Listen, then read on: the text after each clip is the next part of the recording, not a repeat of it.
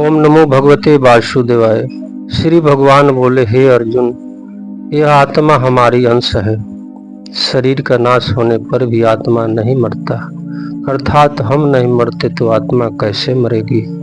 जो मनुष्य इस अविनाशी आत्मा को मरने वाला मानता है और जो मनुष्य इसको मारा मानता है, वह दोनों ही इसको नहीं जानते, क्योंकि यह ना तो मरता है और ना मारा जाता है।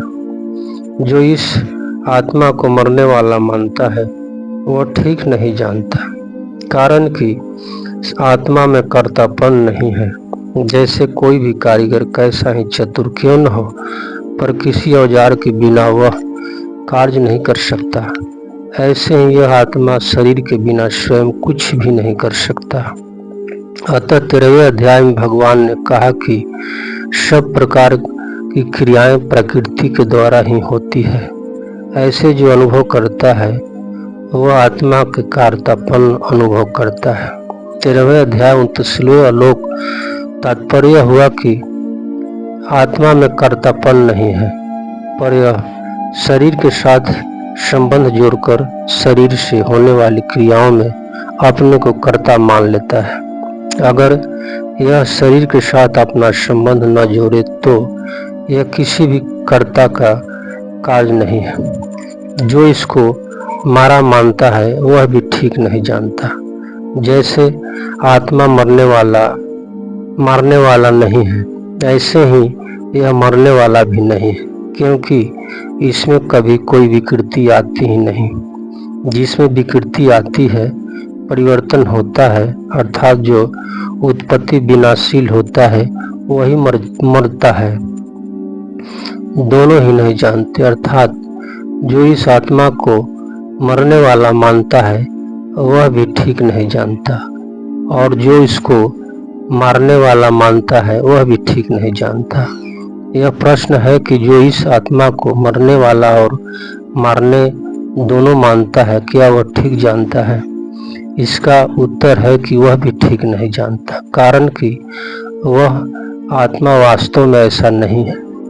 यह नाश करने वाला भी नहीं है और नष्ट होने वाला भी नहीं है। यह निर्विकार रूप से नित्य निरंतर जय का तय रहने वाला है। अतः इस आत्मा को लेकर शोक नहीं करना चाहिए। अर्जुन के सामने युद्ध का प्रसंग होने से ही यह आत्मा को मारने मरने क्रिया से रहित बताया गया है। वास्तव में यह संपूर्ण क्रियाओं से रहित है। यह आत्मा ना तो किसी को मारता है और ना किसी से मारा जाता है। इसका तात्पर्य है कि आत्मा किसी क्रिया का कर्ता भी नहीं है तथा कर्म भी नहीं है, और इसमें कोई विकार भी नहीं आता।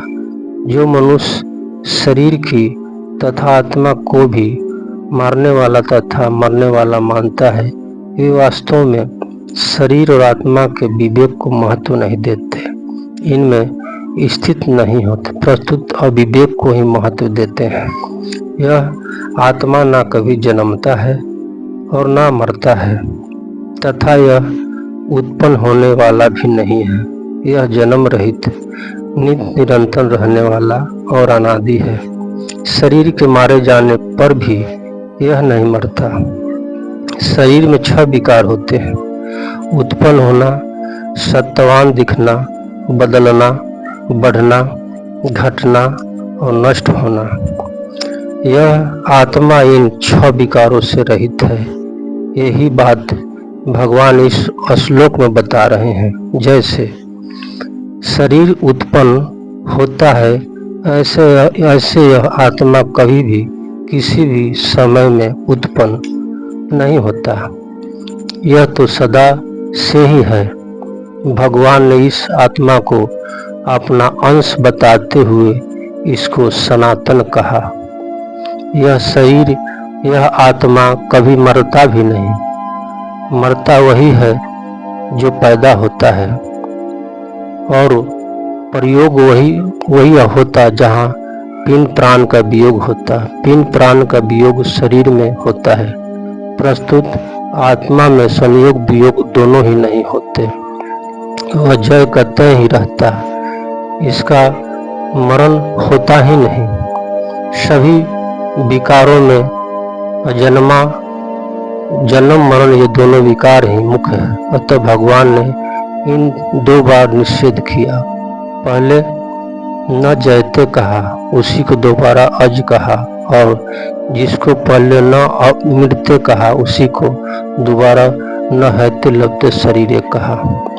यह अविनाशी नित्य तत्व पैदा होकर फिर होने वाला नहीं है, अर्थात यह स्वयं सिद्धि निकार है। जैसे बच्चा पैदा होता है तो पैदा होने के बाद उसकी सत्ता होती है, जब तक वह गर्भ में नहीं आता तब तक बच्चा है। ऐसे उसकी सत्ता होनेपन कोई भी नहीं कहता। तात्पर्य है कि बच्चे की सत्ता पैदा होने के बाद होती है, क्योंकि उस विकार सत्ता का अनादि और अंत होता है। प्रस्तुत इस नित्य तत्व की सत्ता स्वयं सिद्ध है, निकार है, क्योंकि इस अविकारी सत्ता का आरंभ और अंत नहीं होता। इस आत्मा का कभी जन्म नहीं होता, इसलिए यह अज अर्थात जन्म रहित कहा गया है। यह आत्मा नित्य निरंतर रहने वाला है, अतः इसका कभी अपक्षय नहीं होता। अपक्षय तो अनित्य वस्तु में होता है, जो कि निरंतर रहने वाला नहीं है। जैसे आधी उम्र बीतने पर शरीर घटने लगता है, बल क्षीण होने लगता है, इंद्रिया की शक्ति कम होने लगती है। इस प्रकार शरीर, इंद्रिया, अंतकरण आदि का तो अपक्षय होता है, पर आत्मा का अपक्षय नहीं होता। इस नित्य तत्व में कभी किंचन मात्र भी कमी नहीं आती। यह नित्य तत्व निकार एक रूप, एक रस रहने वाला है। इसमें अस्तित्व परिवर्तन नहीं होता, अर्थात यह कभी बदलता नहीं। इसमें बदलाव की योग्यता भी नहीं है। यह अविनाशी तत्व पुराण अर्थात अनादि है। यह इतना पुरान है कि यह कभी पैदा हुआ ही नहीं। उत्पन्न होने वाली वस्तुओं में भी देखा जाता है कि जो वस्तु पुरानी हो जाती है वह फिर बढ़ती नहीं, प्रस्तुत नष्ट हो जाती है। फिर यह तो अनुपम तत्व है, इसमें बढ़ना रूप विकार कैसे हो सकता। तात्पर्य है कि बढ़ना रूप विकार तो उत्पन्न होने वाली वस्तुओं में ही होती है, यह नित्य तत्व में नहीं। शरीर का नाश होने पर भी इस अविनाशी आत्मा का नाश नहीं होता। यह शरीर पद देने का तात्पर्य है कि यह शरीर नष्ट होने वाला है। इस नष्ट होने वाली शरीर में 6 विकार होते हैं, आत्मा में नहीं। इन पद में भगवान ने शरीर और आत्मा का जैसा स्पष्ट वर्णन किया है, ऐसा स्पष्ट वर्णन गीता के दूसरी जगह नहीं आया। अर्जुन युद्ध में कुटुंबियों के मरने की आशंका से विशेष शोक कर रहे थे। उस शोक को दूर करने के लिए भगवान कहते हैं कि शरीर के मरने पर भी इस आत्मा का मरण नहीं होता, अर्थात इसका अभाव नहीं होता, इसलिए शोक करना अनुचित है। तपस्वी महेश कुमार इस कथा को सुनने वाले माता पिता, भाई बहन को श्रद्धा और स्नेह के साथ प्रणाम करता है।